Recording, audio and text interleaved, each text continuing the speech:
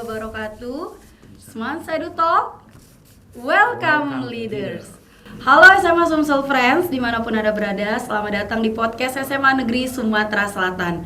Ruang perbincangan santai, namun bermakna yang menghadirkan berbagai topik inspiratif, edukatif, dan relevan dengan kehidupan sehari-hari. Bulan Ramadan selalu menjadi momen istimewa bagi umat Islam. Selain memperkuat ibadah puasa, Ramadan juga mengajarkan kita nilai kepedulian sosial melalui berbagai amalan. Salah satunya adalah zakat. Nah, podcast kita kali ini akan membahas tentang zakat yang sudah bersama saya, Pak Isnaini. Halo Pak Isnaini, Assalamualaikum. Halo, Waalaikumsalam warahmatullahi wabarakatuh. Iya, Pak Isnaini adalah salah satu dosen sekaligus dekan dari Fakultas Saintek Universitas Islam Negeri Raden Patah Palembang, dan saya sendiri Sri Mulyati sebagai host yang akan memandu podcast kita pada hari ini. Pak Isnaini, apa kabarnya Pak? Alhamdulillah, untuk Ramadan sudah ke-21 ini aman. Aman, ibadahnya juga semoga dilancarkan ya Pak ya. Amin ya robbal alamin. Baik Pak Isnaini, kita hari ini akan berbicara tentang zakat ya Pak ya. Jadi Pak Isnaini akan memberikan kita informasi mengenai zakat. Kita mulai dengan pertanyaan sederhana dulu ya Pak ya, izin ya Pak. Ramadan itu kan identik nih Pak dengan zakat. Nah, kira-kira kenapa ya Pak ya zakat ini selalu memiliki posisi yang sangat penting di dalam Islam ini Pak? Ya, terima kasih. Memang zakat ini kalau di bulan Ramadan ada salah satu zakat yang namanya zakat fitrah, itu hanya ditunaikan pada bulan Ramadan. Dan hukumnya pun adalah fardhu ain. Jadi seseorang yang lahir ke dunia ini, baik dia miskin maupun kaya, dia wajib membayar zakat itu karena dia zakat fitrah. Ya. Nah, zakat ini memiliki posisi sangat penting karena termasuk rukun Islam yang ketiga gitu ya. Setelah syahadat dan sholat. Artinya zakat bukan sekedar amalan sosial atau amalan sosial, tetapi ibadah wajib yang memiliki dimensi spiritual sekaligus dimensi sosial. Gitu ya.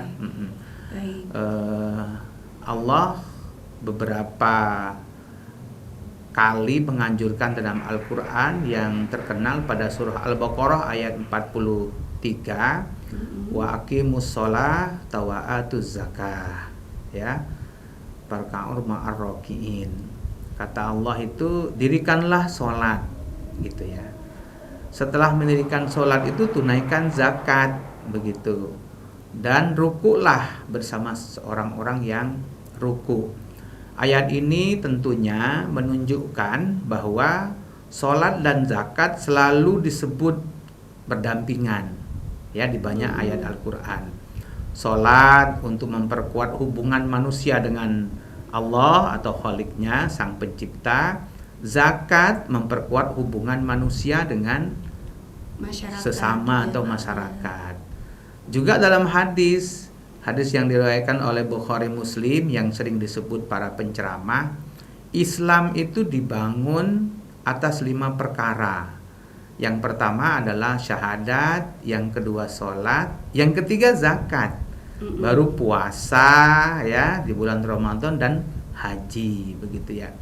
Karena itu zakat bukan hanya kewajiban individu ya sesungguhnya, tetapi karena ada zakat mal yang sering dihitung nisabnya, nanti kita bicarakan gitu ya.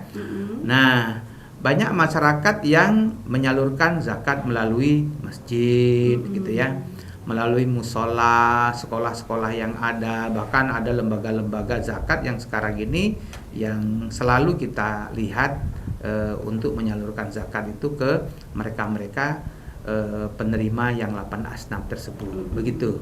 Oke. Nah, tadi Pak Isnai kan sudah menyinggung sedikit ya Pak bahwa zakat ini juga punya hubungannya dalam sosial, dalam masyarakat. Nah, kira-kira gimana nih Pak filosofi utamanya dari zakat ini dalam kehidupan sosial itu? Oh ya, zakat itu kan sangat dalam artinya gitu ya. Kata zakat itu sendiri berarti yang pertama adalah tumbuh gitu ya, tumbuh. Yang kedua adalah bersih, dan yang ketiga adalah berkah. Jadi tumbuh, bersih, berkah artinya apa? Zakat bisa membersihkan diri kita. Zakat bisa membersihkan hati kita dari sifat-sifat kekikiran kita. Dan zakat bisa menumbuhkan solidaritas sosial di antara kita. Nah, misalnya di dalam surah At-Taubah mengatakan bahwa huz min amwalihim shadaqatun tutahhiruhum, gitu ya. Nah, ambillah zakat dari harta ya mereka, gitu ya. Nah, dengan zakat itu kamu membersihkan ya atau mensucikan mereka. Nah, oleh karena itu ya, zakat bukan sekedar untuk memberi saja gitu ya, tetapi untuk membangun keseimbangan sosial ya, baik untuk kita, masyarakat yang ada di sekeliling kita, dan tentunya sekarang kan banyak juga zakat-zakat itu disalurkan ke negara-negara lain gitu ya, yang membutuhkan begitu, seperti Palestina. Kalau dulu kan boleh ya Pak ya, boleh kita. Terus ada COVID-19 kemarin gitu ya, terus ada bencana yang ada di Sumatera bagian barat, terus utara Medan gitu ya. Itu sesungguhnya begitu ya. Jadi memang zakat ini untuk mempererat hubungan kita ya Pak ya, sesama makhluk sosial gitu, dan tidak terbatas ya Pak, boleh lintas negara juga. Betul, luar biasa sekali. Nah, kan biasanya menjelang Idul Fitri nih kita sering mendengar istilah zakat fitrah ya Pak, bahkan kita melakukan itu. Tetapi banyak sekali yang belum paham Pak, sebenarnya menurut syariat zakat fitrah itu apa sih Pak sebenarnya? Oh ya. Iya, sesungguhnya kan orang hanya berkutik di zakat mal gitu ya. Kalau ada emas yang sudah datang nisabnya, itu dikeluarkan zakatnya. Tetapi karena Idul Fitri gitu ya, zakat fitrah itu adalah zakat yang wajib dikeluarkan oleh seorang individu yang masih bernyawa. Jadi dia tidak memandangkan miskin, kayanya gitu ya. Ketika dia masih bernyawa dia wajib. Oleh karena itu setiap muslim menjelang Idul Fitri ya, sebagai penyempurnaan ibadah Ramadannya wajib membayar zakat, karena itu untuk membersihkan diri. Misalnya Rasulullah mewajibkan zakat fitrah 1 sak kurma atau 1 sak gandum atas setiap muslim, baik itu budak laki-laki maupun perempuan. Artinya budak itu kan kalau di Jazirah Arab dulu kan pembantu. Nah, pembantu pun harus wajib membayar zakat. Terus orang sakit wajib membayar zakat fitrah, bukan zakat mal loh gitu ya. Nah, oleh karena itu tujuan zakat fitrah itu ada 2. Yang pertama, membersihkan kekurangan dalam puasa kita itu. Jadi puasa kita udah dibersihkan, kan kita ini kadang puasa terus tapi nggak tahu wong gitu ya, masih ada masih ada dosa-dosa kecilnya itu kan kayak gitu. Nah, ditutup dengan zakat fitrah tadi. Yang kedua adalah membantu fakir miskin ya, agar ikut bergembira di saat Idul Fitri gitu ya, di saat Idul Fitri. Artinya bayi yang umur sehari pun sudah wajib zakat ya Pak ya? Iya, kalau sudah keluar dari rahim ibunya sudah wajib zakat, karena itu wajib menjadi kewajiban untuk kefitrahannya sendiri. Iya, setiap muslim jadi wajib berzakat ya. Nah, untuk ukurannya sendiri Pak, zakat fitrah ini yang menurut fikih itu gimana Pak? Apakah setiap daerah ini berbeda atau seperti apa Pak ini? Sesuai dengan apa seperti itu menurut fikihnya? Kalau menurut fikih jelas gitu ya, 1 sak makanan pokok. Satu sak makanan pokok. Kalau disetarakan dengan kita gitu ya, 1 sak makanan pokok itu 2,5 kilo atau sampai 3 kilo beras. 1 orang ya? 1 orang. Paling aman sesungguhnya 3 kilo. 3 kilo. Ya, 3 kilo. Digenapkan 3 kilo. 3 kilo digenapkan 3 kilo. Kalau orang-orang tua di kampung dulu kan untuk melihat 2,5 kilo itu kan dia pakai canting susu. Iya, biasanya di jadi tradisional sekali ya Pak, 4 canting itu kategorisasinya 1 kilo. Artinya kalau 10 canting 2,5 kilo. Kalau kita timbang itu biasanya lebih. Jadi mungkin 2,7 kilo ya, lebih dikit, dan yang lebih itulah yang bagus, asal jangan kurang. Gitu. Nah, pertanyaannya sering sekali saya katakan, boleh nggak dengan uang gitu kan? Diganti iya. Pak, ya. Nah, kalau dengan uang itu memang banyak pendapat para ulama gitu ya. Ada yang mengatakan boleh, tetapi tergantung dengan harga beras yang dia makan pada hari itu, gitu ya.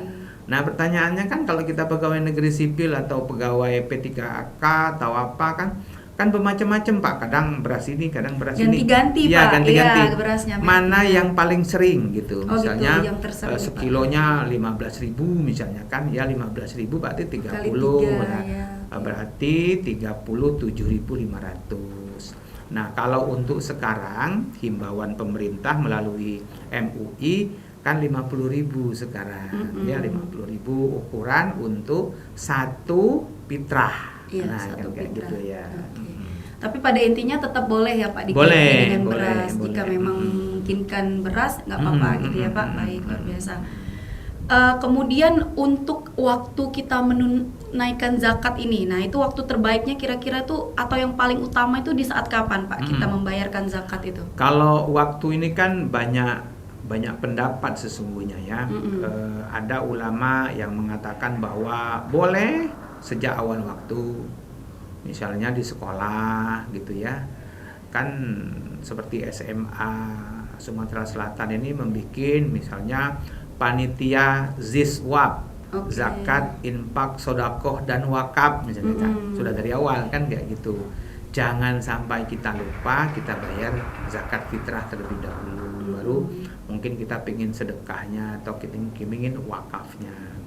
Yang kedua, waktu utama itu sebetulnya sebelum sholat Idul Fitri. Ya, sebelum sholat Idul Fitri. Misalnya kalau di sini kan sholat Idul Fitri itu kan jam 7 gitu ya. Nah, sebelum jam 7 itu masih bisa. Dan itulah sesungguhnya yang paling afdol kata hadis gitu kan. Nah, kenapa ini debatable juga kalau untuk kondisi sekarang kan kita mau sholat terus mau bayar zakat kan agak susah. Ini kan waktu dulu gitu ya, tetapi ada beberapa hikmah-hikmah yang bisa disampaikan ketika itu kita antarkan zakat itu, para fakir miskin dan orang-orang yang 8 asnaf bisa menerimanya itu adalah enak mengelolanya ketika waktunya sudah hampir sampai sholat Idul Fitri. Nah, tetapi ada waktu-waktu yang makruh. Ya, makruh. Jadi makruh di sini maksudnya gimana Pak? Waktu-waktu yang makruh itu tidak ada pahalanya. Tidak ada pahala lagi setelah sholat Id. Tapi lepas kewajiban aja, nggak berdosa. Iya, nggak berdosa. Tapi tidak berpahala. Itu pun menurut sebagian ulama jika dia lupa. Itu ya dia lupa. Nah, aku lupa gitu kan, atau terlalu banyak anak gitu kan, atau ponaan-ponaan yang ada di situ.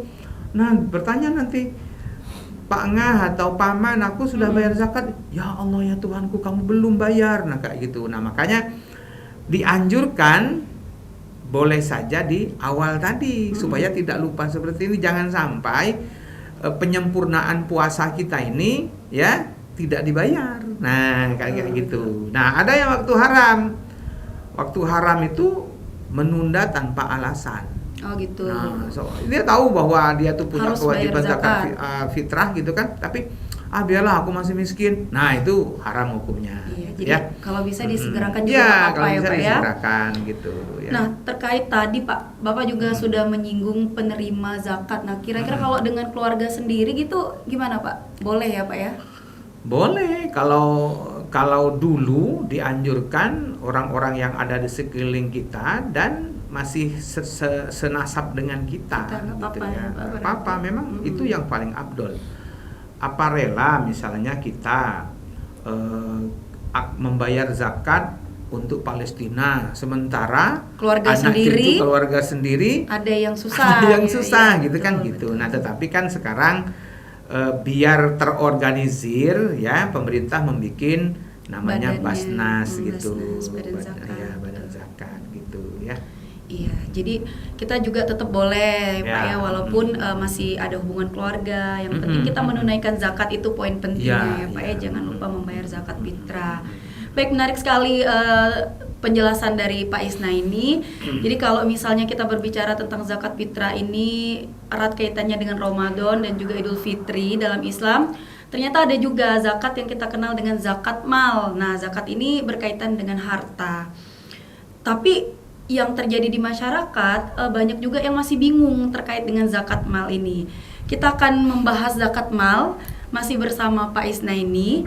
Saya akan lanjut dengan zakat mal, Pak. Kira-kira bedanya dengan zakat fitrah itu apa yang paling mendasar, Pak? Zakat mal dan zakat fitrah ini. Kalau paling mendasar itu perbedaannya kan, zakat fitrah tadi terkait dengan Ramadan. Iya, Ya. Ramadan. Zakat mal bisa tidak bulan Ramadan, dia tergantung dengan nisabnya gitu ya. Oke, Nisabnya itu nisabnya. apa ya? Batasnya, Batasnya Pak, ya. gitu ya, batasnya ya. Terus wajib setiap muslim ya, jika hartanya mulai jatuh nisabnya gitu kan, ada nisabnya, ada kadarnya gitu ya. Kalau fitrah jumlahnya tetap ya 2,5 kilo per orang gitu ya. Kalau di apa namanya, diberaskan. Terus kalau diduitkan 50.000 sekarang ini. Terus waktunya Idul Fitri gitu ya. Kalau apa namanya, kalau di zakat mal ya enggak, dia tergantung jenis hartanya. Tidak semua harta dizakati gitu ya. Terus dia sudah mencapai haulnya kan gitu. Misalnya punya emas sedikit, belum sampai nisabnya, tidak boleh dikeluarkan zakat malnya ya Pak. Nah, untuk kita kan kayak gitu. Iya. Artinya memang cuman barang-barang tertentu aja ya Pak ya yang boleh dikeluarkan zakat malnya. Misalnya tadi emas ya Pak ya, uang, tabungan gitu ya Pak. Gitu kan. Tapi kalau misal kayak kita punya simpanan tapi dalam bentuk benda kayak tanah, itu apa disetarakan lo dikeluarkan zakat malnya atau gimana Pak sebenarnya? Ya, jadi banyak pendapat itu sesungguhnya. Jadi zakat mal ini kan diwajibkan ya, hartanya itu mencapai nisab gitu ya, atau haul ya.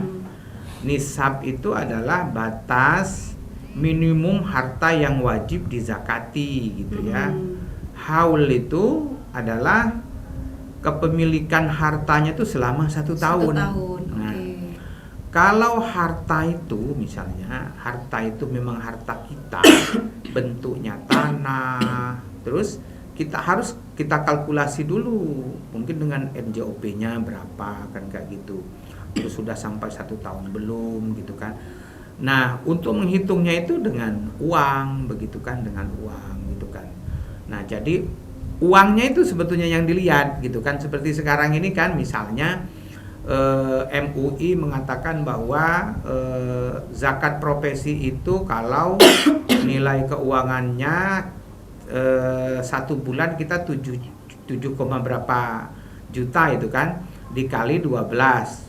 Nah, itu nisabnya. Itu kan masih perdebatan juga. Karena kan kita tahu bahwa kadang-kadang ada pegawai negeri sipil atau guru-guru seperti kita, terus dosen, itu gajinya aja masih 150.000. Nggak nyampe. Kan? Gimana ya, misalnya mau dikeluarkan zakatnya? Nah, gitu ya. Hidup sehari-hari aja kadang masih kurang Pak ya. Nah, dalam surah At-Taubah ayat 60 itu kan mengatakan gini, sesungguhnya zakat itu hanyalah untuk orang-orang fakir gitu kan, orang-orang miskin gitu kan. Ya, amil zakat, mu'alaf, yang 8 asnaf itu gitu ya. Nah, oleh karena itu bahwa zakat itu punya mekanisme dan distribusinya sendiri sesungguhnya. Nah, makanya ada tata caranya, tidak sembarangan gitu ya.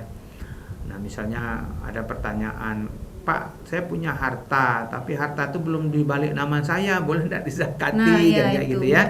Nah, itu kalau memang itu sudah milik kita, tidak ada suratnya, boleh, tetap boleh gitu. dikeluarkan Bukan, zakat. karena kan zakat mal itu tidak sama dengan pajak. Iya. Kalau pajak itu negara, kalau zakat ini kan punya agama, Punya gitu agama. kan. Gitu. Oke, nah ini Pak mungkin di kalangan masyarakat itu ngira kalau zakat mal ini tuh hanya untuk orang-orang kaya. Nah itu gimana Pak? Oh enggak, sebetulnya kan di zaman modern ini ulama kita banyak memasukkan begitu ya. Mm-mm. Boleh dizakati itu gaji, Gaji, ya. Terus tabungan, tabungan, terus investasi, investasi.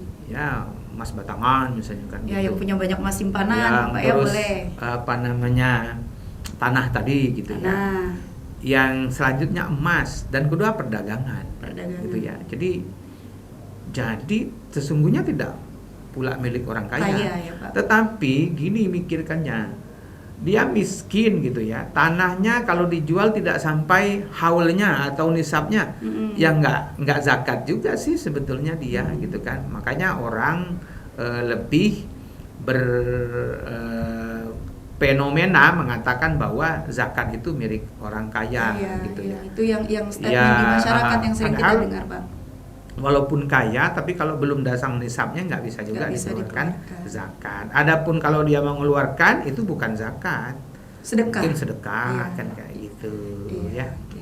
Nah Pak, saya lanjut ke mungkin lebih ke tata cara menghitung zakat mal ini yang paling simpelnya itu gimana Pak? Boleh nggak dijelaskan Oke. kepada teman-teman semua?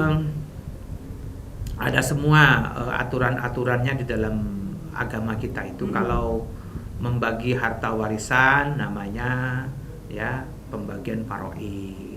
Faraid. Kalau zakat itu ada hitung-hitungannya. Kalau zakat mal ini kan lebih banyak ke 2,5% gitu ya. Nah misalnya gini, tabungan kita 100 juta, misalnya kan gitu. Jatuh nisab emas itu dia tidak ke tabungan, dia tetap ke emas. Karena dulu kan belum ada tabungan di Iya, di zaman zamannya Rasulullah dulu, dulu ya. iya. Dia emas lah, simpanan Emas. orang emas. Nah, nisab setara dengan emas itu 85 gram. Oh, 85 gram baru ya, kena 85 gram. nisab, Ya, Pak. kena nisab. Mm-mm. Saya nggak tahu kalau disukukan berapa ya. Satu suku itu 6,7 Pak kalau kita di 6,7 Sumsel. gram ya. Iya. 6,7 gram berarti kalau 6,7 gram sekitar berapa itu? Sekitar 60 suku sudah kena itu. Sudah zakat ya, malnya ya harus zakat dikeluarkan. malnya. Nah, jika harga emas 1 gramnya 1 juta kita 1 hitung ya. juta. Kalau sekarang kan harga emas 1 gramnya Lumayan tinggi Pak sekarang. 3 juta lah gitu Iya, ya. lumayan 3 tinggi. juta. Kemarin sempat 3,6 juta. Iya. Kalau ini 1 juta aja lah. Kita anggap 1 juta. Jadi nisabnya 85 juta.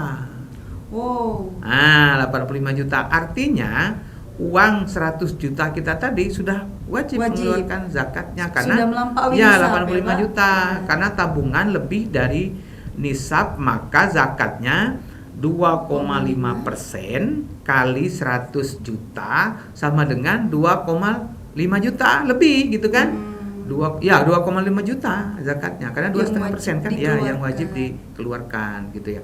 Jangan menghitungnya di 85. Nah, sering kan orang hitungnya 85 juta. Diturunkan dong berarti. Enggak, artinya duit kita 200 juta tetap 2,5% mengeluarkan zakatnya berarti 5 juta gitu ya. Kalau kawan-kawan pemirsa ini ada uang 200 juta sudah 1 tahun nyimpennya berarti wajib ya keluarnya 5 juta zakat mal. Nah tinggal lagi nanti kita bicaranya kemana gitu kan untuk penyalurannya gitu ya. Iya. Kalau tren sekarang itu kan ada banyak platform digital Pak. Untuk kita melakukan apapun sekarang sudah sangat terbantu dengan yang namanya platform digital. Nah ini kalau misalnya kita tren zakat melalui aplikasi platform digital ini gimana Pak? Itu sah atau tidak secara ininya, secara hukumnya? Menurut saya sah. Karena platform ya, digital itu kan tidak pernah dia korupsi gitu ya. Iya, lembaga resmi juga ya, ya. Lembaganya resmi gitu kan. Contoh kita memakai GoPay nih atau apa ya yang sekarang dana gitu Iya. ya. Misalnya ditagih ke kita 3,6 rupiah, kan 3,6 rupiah itulah yang kita kirim. Kita nggak boleh mengurangi kan. Iya. Nah, ditulis tuh di belakangnya tuh berapa? 16.230. Tetap kita bayar itu, lebih enak lagi kan? Lebih akurat, lebih malah akurat, terpotong, ya, lebih akurat. berapapun Menurut saya tertulis. ini lebih ini seperti yang dilakukan yang dilakukan oleh Basnas sekarang ya. Kalau kita lihat aplikasi zakat Basnas itu sangat bagus sekali tuh. Luar Jadi biasa. sudah dimasukkan uang kita ke situ, harta kita gitu, dihitung dengan uang berapa zakatnya, kemana untuk bayarnya, boleh lewat rekening, boleh lewat GoPay, gitu, lewat segala Sudah macam ya, dipermudah, Pak, kiri ya. sudah dipermudah sekali. Nah itu menurut saya kalau itu diorganisir dengan bagus, insya Allah zakat kita bagus. Tapi Iya. kita kan masih tidak percaya dengan orang yang mengelolanya. Iya, kadang Gitu. ada apa ya Pak, negatif lah ya, Ya, di balik itu nanti kemana uangnya, padahal insya Allah tersalurkan Pak ya secara kalau resmi. di Indonesia kan banyak, ada Basnas, Dompet Duafa, ada iya. LAS kan gitu kan. Ada Easy, Ada aplikasi zakat yang online lah ya segala ada, macam lah gitu benar-benar. kan. Sebenarnya itu lebih membantu ya itu Pak lebih ya. membantu. Nah, Betul. Jika sudah mencapai nisabnya maka kita wajib mengeluarkan zakat mal itu. Nah, pinginnya kita kan zakat mal itu ketika kita sudah ketemu dengan 8 asnaf gitu ya, termasuklah panitianya di situ, amilnya, itu kan bisa membantu orang itu keluar dari kemiskinan loh sebetulnya. Betul. Kan, itu ketika kita hitung dengan bagus, organisasikan dengan bagus gitu. Tapi kan sekarang kita tidak ada lembaga yang penyatuannya ini dipercayai 100% oleh masyarakat kita, sehingga orang udah organisasi bikin Lasnu, Las Muhammadiyah, Las segala macam lah pokoknya gitu. Akhirnya ya di kelompok-kelompok itu saja yang penerima zakat itu gitu. Jadi memang kayaknya butuh mengedukasi lagi ya Pak untuk masyarakat. Harusnya Kementerian Agama dalam hal ini ya bidang zakat atau gitu ya. Jadi bisa mensosialisasikan kembali bagaimana cara membayar zakat, bagaimana cara menghitungkan zakat gitu. Kita di kotanya aja, kalau di desa-desa uang masyarakat desa itu disembunyikan di bawah bantal dan itu ratusan juta. Iya, banyak. Simpanannya di bawah bantal. Ya, di bawah bantal itu gitu ya. Nah, menarik sekali perbincangan kita mengenai zakat mal, dan kita masih akan tetap melanjutkan di segmen yang ketiga, di mana kita akan membicarakan masalah satu lagi yang juga ada kaitannya dengan bulan Ramadan, yaitu fidyah. Seringkali masyarakat kita juga masih banyak yang mencampur adukan antara fidyah dengan mengqadha puasa. Nah, jadi kita juga akan membahas itu supaya tidak ada kesalahpahaman tentang fidyah ini. Saya lanjut Pak ya dengan argumen masyarakat atau anggapan masyarakat kita bahwa mereka ketika qadha puasa dan fidyah itu sering dicampur adukan. Nah, itu gimana Pak sebenarnya? Fidyah itu sebenarnya seperti apa? Kan gini, fidyah itu adalah tebusan ya bagi orang yang tidak mampu berpuasa dan tidak mampu puasa ya yang tidak bisa menggantikannya. Contoh orang sakit di rumah sakit, dokter tidak membolehkannya puasa karena kronisnya penyakit itu. Bukan sholat gitu ya, tapi ini memang puasa gitu ya, untuk puasa. Makanya itu disebut fidyah. Dalam surah Al-Baqarah ayat 184 ya, mengatakan bahwa bagi orang yang berat menjalankannya gitu ya, wajib membayar fidyah, yaitu memberikan makan untuk orang-orang miskin. Itu aja yang di nas Al-Qur'an itu fidyah itu begitu ya. Nah, kalau untuk kewajiban yang membayar fidyah itu sebenarnya siapa Pak yang boleh membayar fidyah ini sebenarnya? Maksudnya misal nih saya lagi nggak puasa karena satu alasan, nah apakah saya boleh langsung menggantinya dengan fidyah atau dia memang punya golongan-golongan tertentu yang memang berhak boleh fidyah ini? Fidyah itu kan berlaku seperti di definisinya tadi ya. Fidyah itu berlaku untuk satu orang tua renta. Oke, orang tua. Kalau orang tua renta bukan dia yang membayarnya, tetapi anaknya gitu kan, yang punya uang tentunya mengetahui bahwa orang tua tadi seberapa hari dia tidak berpuasa begitu ya. Yang kedua, orang sakit kronis gitu ya. Kalau orang sakit kronis itu mudah seperti kita, terus kita tidak sakit lagi, kita punya uang ya kita bayar fidyah itu gitu ya. Nah yang ketiga adalah ibu hamil atau menyusui gitu ya. Itu pun ibu hamil ketika menyusui itu kan tidak begitu ini juga ngelihat kondisi tubuhnya, fisiknya begitu ya. Nah jika kondisinya tertentu, misalnya kalau dia puasa dia akan hilang ingatan, terus anaknya jadi kurang gizi, anaknya kurang gizi gitunya, itu wajib difidyahkan gitu kan.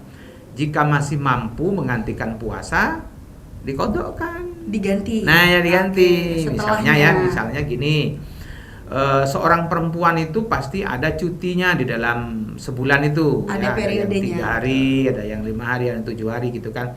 Ya tidak usah lah bayar fidyah itu kalau dia masih sehat gitu, jadi ganti aja. Tetapi penggantinya itu di luar bulan puasa Ramadan gitu ya. Oke, jadi jelas ya Pak ya bagaimana kita harus siapa yang berhak membayar fidyah ini. Nah, kalau tata cara membayar fidyah yang benarnya itu seperti apa Pak? Tata cara membayar fidyahnya itu ya sebenarnya tidak memakai panitia dia gitu ya. Fidyah itu kan lebih bersentuhan ke orang-orang yang kita lihat di sekitar kita gitu ya, di sekitar kita.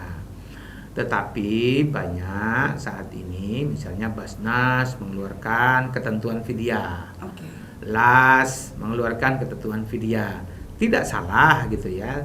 Tidak salah kita bayar ke situ karena memang mungkin orang-orang di sekitar rumah kita tidak teridentifikasi oleh kita, dan kalau kita langsung bayar kan mungkin tidak memakai doa, menegakkan segala macam. Jadi ini ada ritual khususnya itu kan, ada bacaan-bacaannya, selawat-selawatnya gitu kan. Nah itu, tapi tidak ada salahnya kalau memang ada orang-orang miskin, fakir yang ada di sekeliling rumah kita membayarnya lewat mereka gitu ya. Itu boleh dalam bentuk makanan atau uang atau seperti apa Pak? Boleh dua-duanya sehari-hari dan diistimbatkan dengan uang. Gitu kan. Jadi jelas ya Pak ya, boleh dibayarkan dengan makanan atau dalam bentuk uang, itu sebagai gambarannya. Nah di era sekarang juga masyarakat itu sudah banyak sekali keragaman Pak dalam menyalurkan zakat itu. Seperti yang Pak Isnaini sampaikan tadi, ada yang lewat masjid, panitia masjid gitu. Ada juga melalui lembaga resmi zakat atau bahkan melalui platform digital. Nah, itu kalau misal kita membayarkan sedekah atau zakatnya ini ke lembaga zakat, itu sebenarnya dalam pandangan Islam itu seperti apa, Pak? Maksudnya sedekah ya? Iya, sedekah yang kita sampaikan melalui lembaga zakat. Nah, itu seperti apa Pak Islam sendiri melihat itu? Nah, kalau di lembaga itu kan dia sudah ada bagian-bagiannya ya. Ini zakat gitu ya. Ini zakat fitrah, ini zakat mal, ini fidyah gitu ya. Ini sedekah. Oh, dibagi ya sudah. Makanya ada ziswaf itu. Jadi zakat, infak, sedekah dan wakaf. Kita pingin kemana nih kan kayak gitu. Kalau kita sudah, ini kewajiban pribadi kita di zakat fitrah, kewajiban di mal kita hitung nisabnya sudah ada belum. Kalau masih ada berlebihan dari situ, misalnya seperti kata Ibu katakan tadi, nisabnya belum sampai tapi harta saya ini banyak gitu kan, apa salahnya kita sedekah. Nah, sedekah memang ada kotak sedekahnya. Nah, yang sedekah inilah sesungguhnya bisa diberdayakan gitu ya, untuk masyarakat, mungkin di UMKM dan apalah nanti ya. Itu di situ nggak apa-apa, sedekah juga berpahala ya. Yang penting kan gini, yang penting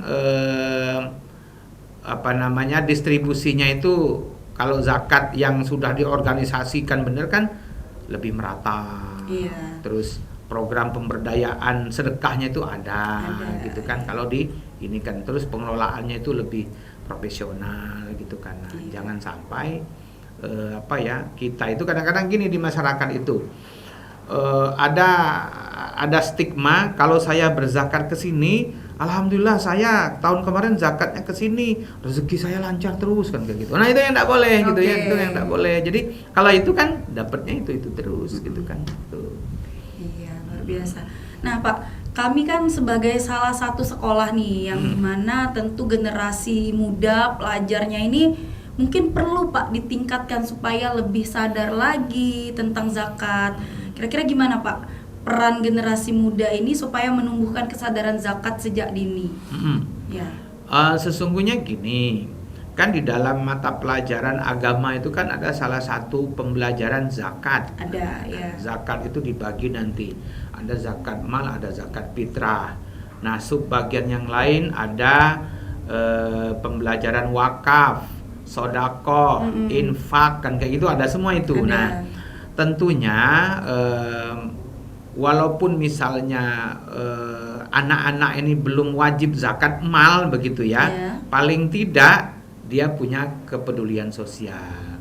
Makanya kita sering yuran, CK kan kayak gitu. Itu kan mengajarkan untuk sedekah juga sebetulnya, asal tidak dipaksa gitu kan. Serelanya terus aja, terus merasakan penderitaan orang lain, ada rasa empatinya dengan orang lain gitu ya. Terus menanamkan budaya berbagi gitu untuk orang gitu kan, tanggung jawab sosial gitu kan. Ini penting untuk membentuk ya jiwa atau ruh generasi yang peduli terhadap sesama gitu. Apalagi di sini misalnya kan banyak orang yang tidak mampu, pemulung segala macam, apa salahnya kita kumpulkan CK segala macam gitu. Kita bantu kita gitu kan. Nah, kalau zakat kan lain lagi, kita identifikasi dulu apakah dia ini sudah menerima zakat fitrah dari sebelah masjid sana, masjid sini kan gitu. Nah, di situ sebetulnya kita kadang-kadang keliru gitu ya, mengartikan bahwa sudah di samping kita itu, padahal dia sudah menerima. Makanya itu bisa disalurkan ke yang lain. Gitu. Lembaga resmi mungkin lebih mudah ya Pak mendeteksi kemana saja sudah penyalurannya. Oke, mungkin ini yang terakhir ya Pak pertanyaannya. Menurut Pak Isnaini sendiri, cara paling mudah menumbuhkan kepedulian sosial ini bagi pelajar-pelajar ini gimana Pak? Selain dengan kontribusi yang tadi, ada nggak mungkin cara-cara lain yang bisa kita bentuk, perilaku anak-anak yang bisa kita ajarkan sejak dini supaya lebih peduli lah dengan lingkungan sosialnya? Kalau saya kan begini, jadi tanamkan di diri para siswa kita itu bagaimana menyayangi 3 hal gitu. 3 hal. Yang pertama, hablum minallah. Jadi bagaimana kita sayang dengan Allah, bagaimana caranya kita mencintai Allah itu dengan seikhlas mungkin, dengan hati yang luar biasa. Itu memang harus tauhidnya yang harus kita kembangkan terlebih dahulu gitu ya. Yang kedua, jangan lupa sesama kita, hablum minan nas. Hablum minan nas ini bukan berarti orang yang miskin atau orang yang fakir saja yang harus kita tumbuhkan untuk ke dia. Sesama dia saja itu harus, misalnya ada yang ibundanya sakit, dikabarkan oleh kabak TU atau kasub TU bahwa ini sakit, apa salahnya kita berempati dengan dia. Berempati dengan sesama siswa itu tidak harus menyumbang, tetapi memberikan surat cinta kepada dia, memberikan rasa solidaritas yang tinggi terhadap dia, itu harus ada. Nah, yang ketiga adalah dengan lingkungan, Mbak. Lingkungan ini kadang-kadang terkucilkan dengan kita. Kita selalu menghirup oksigen dari tumbuh-tumbuhan yang luar biasa segala macam, tapi kita tidak sayang dengan mereka. Lingkungan. Nah, gitu. Jadi kadang tumbuhkan gitu ya. Makanya sekarang ini ada green campus ya. Nah, ada juga seharusnya green school kan kayak gitu kan ya. Jadi tanaman-tanaman hijau itu harus disayangi. Dan tanamkan dengan mereka bahwa ketika kita menanam ini harus kita jaga, dan kalau kita belum menangis untuk mencabutnya itu belum tumbuh rasa empati kita dengan yang ada terhadap lingkungan. Saya sering mengatakan dengan mahasiswa, dengan masyarakat yang ada sekeliling, kalaulah kita menebang pohon terus menginjak daun yang kering segala macam dan kita sapu, kalaulah mereka itu ada mulut, dia akan berkata bahwa ngomong, "Ayo jangan ini dengan aku, perlakukanlah aku ini dengan baik," gitu kan, itu menyakiti sesungguhnya. Iya, menyakiti ya? sesungguhnya gitu. Nah, makanya saya selalu kampanye hijau untuk Indonesia. Iya, gitu. luar biasa dampaknya mungkin tidak sekarang dirasakan, tapi ke depan akan sangat terasa manfaatnya luar biasa bagi lingkungan. Baik Pak Isnaini, luar biasa menarik sekali perbincangan kita di pagi hari ini. Terima kasih Pak Isnaini sudah memberikan informasi yang sangat luar biasa, pencerahan yang luar biasa terkait zakat fitrah, zakat mal dan zakat fidyah. Dan harapannya teman-teman yang lagi nonton lebih paham ya, dan nantinya bisa mengaplikasikannya, bisa membayar zakat sesuai dengan ketentuan dan syariat Islam itu. Sekali lagi kami ucapkan terima kasih Pak Isnaini. Beliau adalah dekan dari Fakultas Sains dan Teknologi Universitas Islam Negeri Raden Patah Palembang. Ya, Seman Sumsul Friends, demikian perbincangan hangat kami di pagi hari ini. Saya sebagai pemandu mohon maaf atas segala hal yang kurang berkenan. Kita akan berjumpa lagi dalam kesempatan podcast-podcast selanjutnya dengan tema yang lebih menarik lagi. Kami, keluarga besar SMA Negeri Sumatera Selatan, mengucapkan selamat menunaikan ibadah puasa, dan pada akhirnya nanti selamat merayakan Hari Raya Idul Fitri 1447 Hijriah. Terima kasih Pak Isnaini, mari sama-sama kita tutup. Assalamualaikum warahmatullahi wabarakatuh. Seman Sedu Talk, well done leaders. Terima kasih, bye-bye.